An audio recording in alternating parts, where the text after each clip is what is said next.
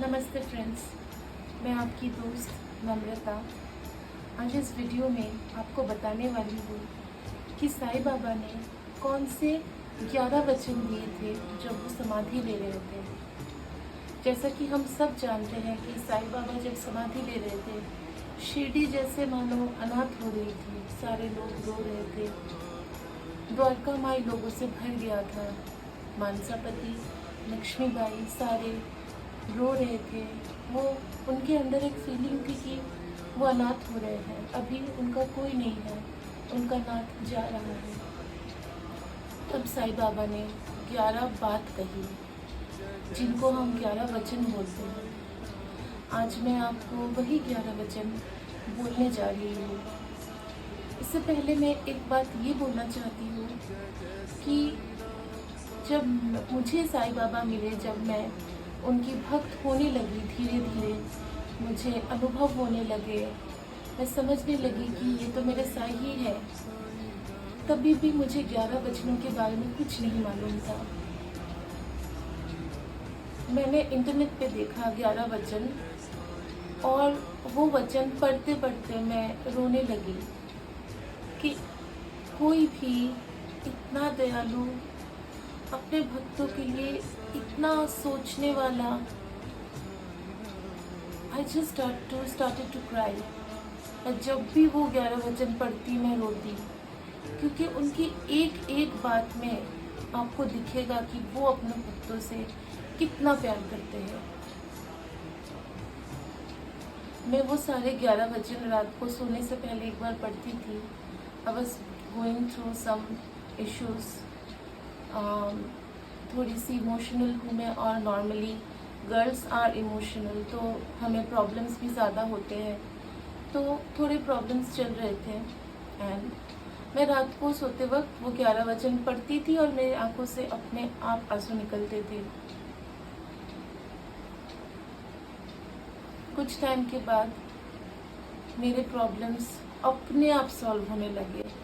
And today मैं emotionally बहुत strong हूँ। मैं पहले की तरह नहीं रही, because may be back of the mind मेरा ये रहता है कि बाबा है, बाबा संभाल लेंगे। कोई भी कुछ बुरा बोलता है, कुछ ऐसा होता है, तो पता है ना बाबा है, baba will deal with it, I don't have to worry. So वो 11 वचन मैं आज आपको बोलने वाली हूँ, समझाने वाली हूँ। पहला वचन जो उन्होंने कहा, जो शिरडी में आएगा आपद दूर भगाएगा।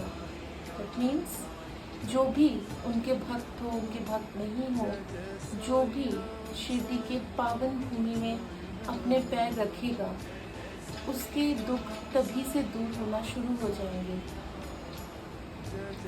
चढ़े समाधि की सीढ़ी पर, पैर तले दुख की पीढ़ी कर।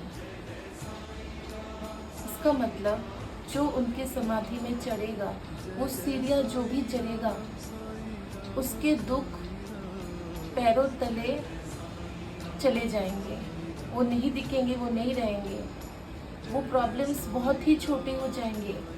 तीसरा वचन, त्याग शरीर चला जाऊंगा, भक्त हेतु दौड़ा आऊंगा।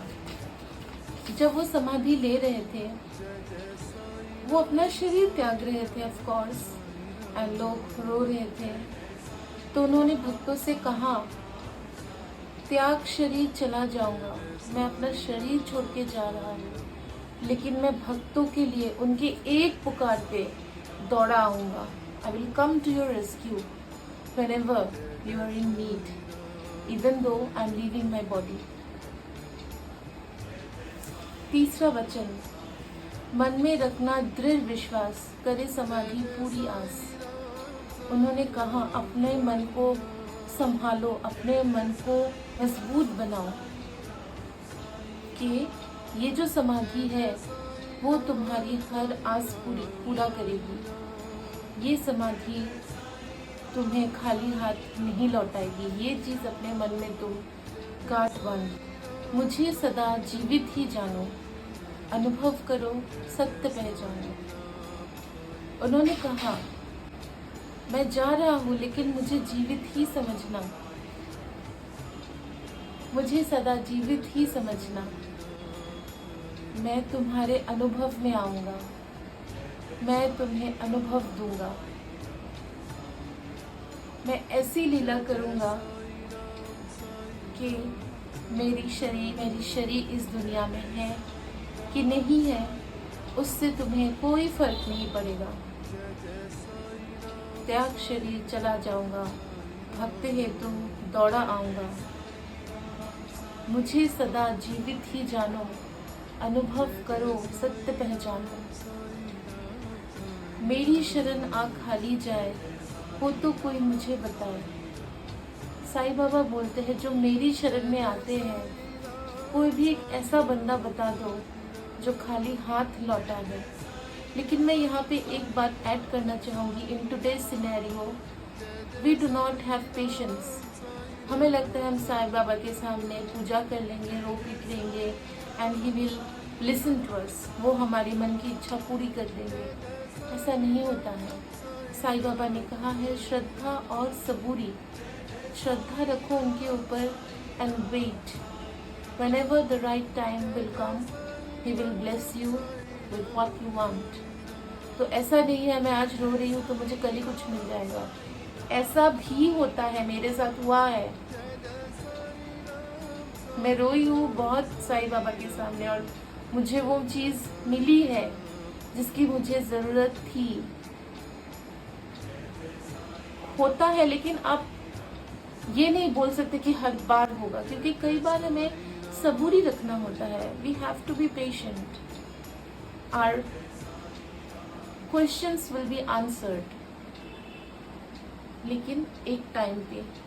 और तब तक आपको साईं के ऊपर श्रद्धा रखनी होगी। जैसा भाव रहा जिस जन का, वैसा ही रूप हुआ मेरे मन का। यहाँ पे मैं एक एग्जाम्पल दूंगी आपको कि मानसापति ने एक बार, मानसापति एक बहुत ही बड़े भक्त थे साईं बाबा के। उन्होंने ही साईं को साईं नाम से पहली बार बुलाया था, आओ साईं। तो मानसापति ने एक बार साईं बाबा से पूछा, साईं बाबा गांव में सब आपको बाबा बुलाते हैं, बस एक ही शख्स है जो आपको मामा बुलाता है। तब साईं ने कहा, साईं ने तब यही बात कही थी, आपके मन का भाव जो होगा मैं आपको उसी रूप में दिखूंगा। बाबा बोलो तो बाबा, मामा बोलो तो मामा, पिता बोलो तो पिता, माता बोलो तो माता। आपके मन का जो भाव रहेगा मैं आपके सामने वैसे ही दिखूंगा और आप मुझे वैसे ही बुलाओगे। How divine. हार तुम्हारा मुझ पर होगा, वचन न मेरा झूठा होगा। साईं बाबा बोलते हैं अगर तुम मुझ पे यकीन रखते हो, अगर मेरे भक्त मुझसे प्यार करते हैं, क्योंकि साईं बाबा ने कभी भी अपने भक्तों से कुछ नहीं मांगा। कुछ मांगा तो वो प्यार, विश्वास और भक्ति। जो उनको प्यार, विश्वास और भक्ति देता है, साईं बोलते हैं कि मैं तुम्हारा आभारी होता हूँ और मेरे वचन, मेरी बातें कभी झूठी नहीं होती है। आओ सहायता लो भरपूर, जो मांगा वो नहीं है दूर। जो असहाय होते हैं वो साईं बाबा के पास आके उनको सहायता मिलती है। जो आप मांगोगे आपको वही मिलेगा। आ सहायता लो भरपूर, भरपूर सहारा लो साईं से। जो मांगा वो नहीं है दूर। मुझ पे लीन वचन मन काया, उसका ऋण न कभी चुकाया। जो भक्त तन से, मन से, विचार से, बुद्धि से, हर तरह से मेरे प्रति समर्पित होते हैं, मैं उसका ऋण किसी भी जन्म में चुका नहीं पाता हूँ। He becomes in debt to his devotees. धन्य धन्य वो भक्त अनन्य, मेरी शरणागत जिसे न अन्य। उन भक्तों को साईं धन्य धन्य कहते हैं जो उनकी शरण में आते हैं। तो आप जितना जानने लगोगे आपके अंदर एक शांति आने लगेगी। You will be peaceful, you will be at peace. और मैं चाहती हूँ कि इस वीडियो को जो भी देख रहे हैं, अगर आपकी अनुभूतियाँ हैं, अगर आप कुछ शेयर करना चाहते हैं, तो प्लीज़ डिस्क्रिप्शन में एक नंबर रहेगा, एक ईमेल आईडी होगी, वहाँ पे प्लीज़ आप लोग अपनी बात कहिए। उससे मेरा रिसर्च और स्ट्रॉन्ग होगा, उससे मेरी भक्ति, मेरी श्रद्धा, मेरा प्यार साई के लिए और बढ़ेगा तो नहीं बोल सकती, लेकिन हाँ खिलेगा। जैसे बाग में जितने फूल है उतना ही अच्छा लगता है, वैसे ही साई के जितने अनुभव है उतना ही अच्छा लगता है। ओम साई राम।